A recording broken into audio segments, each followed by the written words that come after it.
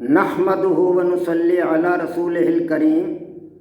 عزیزان محترم، میں Muhammad Aslam Doodi, chairman Liberal Party Pakistan, آپ سے مخاطب ہوں اور آپ دیکھ رہے ہیں Liberal Party Pakistan YouTube channel. عزیزان محترم، پیش خدمت ہے پروگرام ایمان اور اس کی شاخیں۔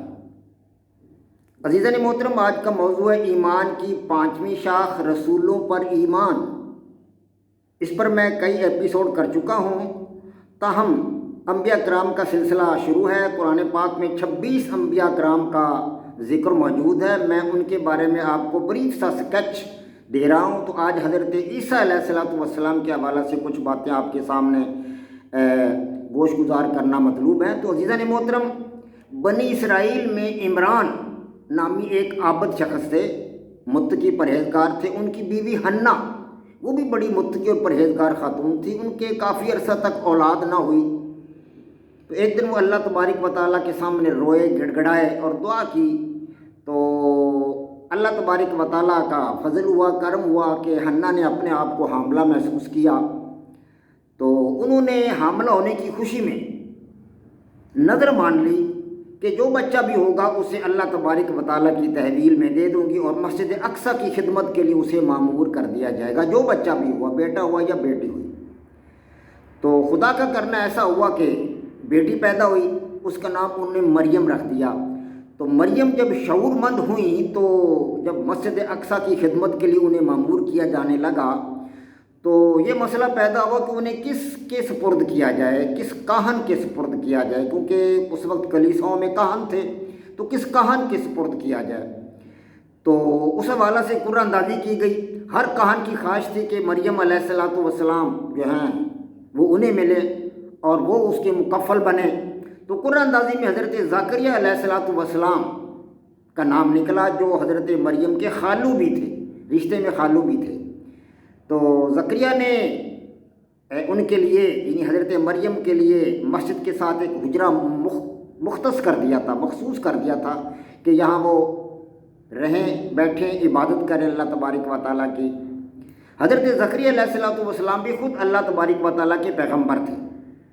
جب حضرت زکریا علیہ السلام حضرت مریم کے حجرہ میں جاتے تو ان کے سامنے بے موسمی تازہ پھل دیکھتے وہ، تو وہ خود حیران ہوتے کہ یہ تازہ پھل موسم بھی نہیں ہے ان کا، تو یہ کہاں سے آ جاتے ہیں۔ تو انہوں نے پوچھا حضرت مریم سے، تو انہوں نے کہا کہ اللہ تبارک و تعالیٰ کا فضل ہے، جس کو چاہتا ہے وہ رزق پہنچاتا ہے۔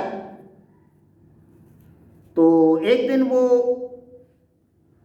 لوگوں کی نگاہوں سے دور ہیکل کے مشرقی جانب بیٹھی ہوئی تھیں کہ خدا کا فرشتہ انسانی شکل میں حاضر ہوا۔ تو وہ اسے دیکھ کر گھبرا گئی، کہنے لگی کہ اگر تجھے اللہ تبارک و تعالیٰ کا ڈر ہے تو میں اس کے واسطہ سے تجھ سے پناہ مانگتی ہوں، تجھ سے پناہ چاہتی ہوں۔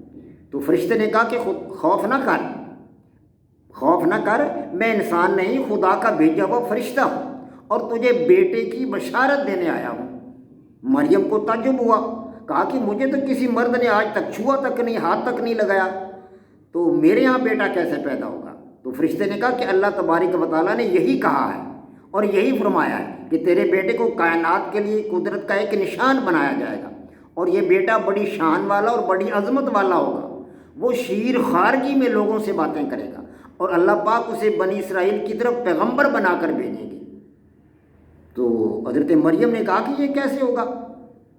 تو فرشتے نے کہا کہ اللہ کا قانون ہے، اللہ تبارک و تعالیٰ جو کرنا چاہتا ہے وہ ہو جاتا ہے، کن فیکون، اللہ تبارک و تعالیٰ فرماتا ہے کن، بس وہ ہو جاتا ہے۔ تو جبریل علیہ السلام نے بعد ازاں حضرت مریم علیہ السلام کے گریبان میں پھونک دیا اور اللہ تبارک و تعالیٰ کا کلمہ ان کے اندر منتقل ہو گیا۔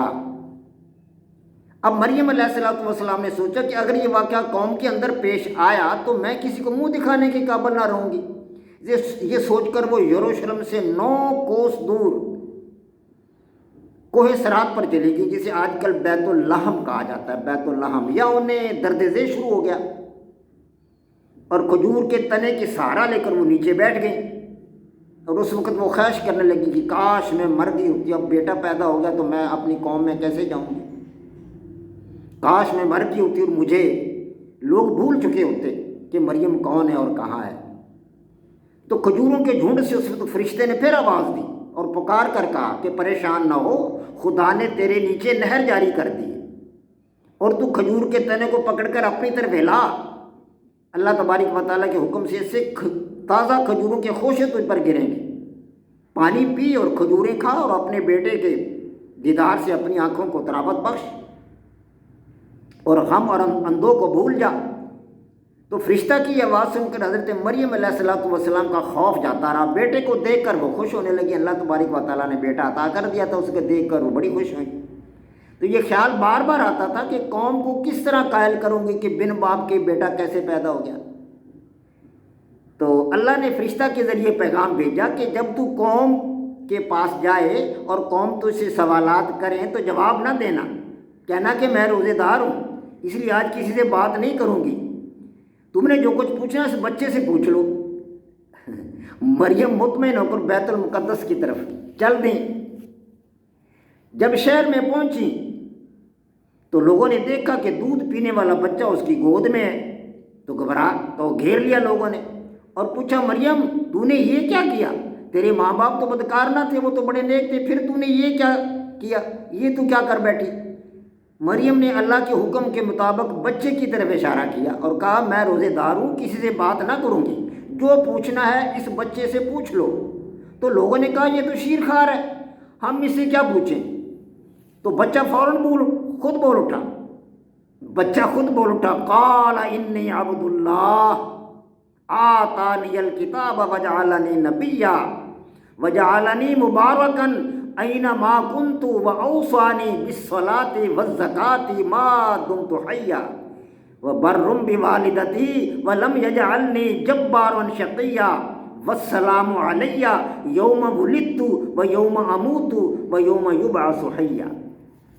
تو انہوں نے کہا کہ میں اللہ کا بندہ ہوں۔ قرآن پاک کی آیات آپ کے سامنے تلاوت کی ہیں سورہ آل عمران کی۔ تو میں اللہ کا بندہ ہوں، اللہ نے مجھے کتاب دی ہے اور نبی بنایا ہے اور اس نے مجھے مبارک بنایا ہے، خواہ میں کسی حال میں کسی بھی جگہ ہوں، اور اس نے مجھے نماز اور زکوٰۃ کا حکم دیا ہے کہ جب تک میں زندہ ہوں یہی میرا شعار ہے، اور اس نے مجھے اپنی ماں کا خدمت گزار بنایا ہے اور خود سر اور نافرمان نہیں بنایا، اور اللہ عز و جل کی طرف سے میرے لیے سلامتی کا پیغام ہے جس دن کہ میں پیدا ہوا اور جس دن مروں گا اور جس دن پھر زندہ کر کے اٹھایا جاؤں گا۔ شیرخوار بچے کے منہ سے یہ باتیں سن کر سب لوگ حیران رہ گئے اور انہیں پختہ یقین ہو گیا کہ حضرت مریم علیہ السلام کا دامن بالکل پاک ہے۔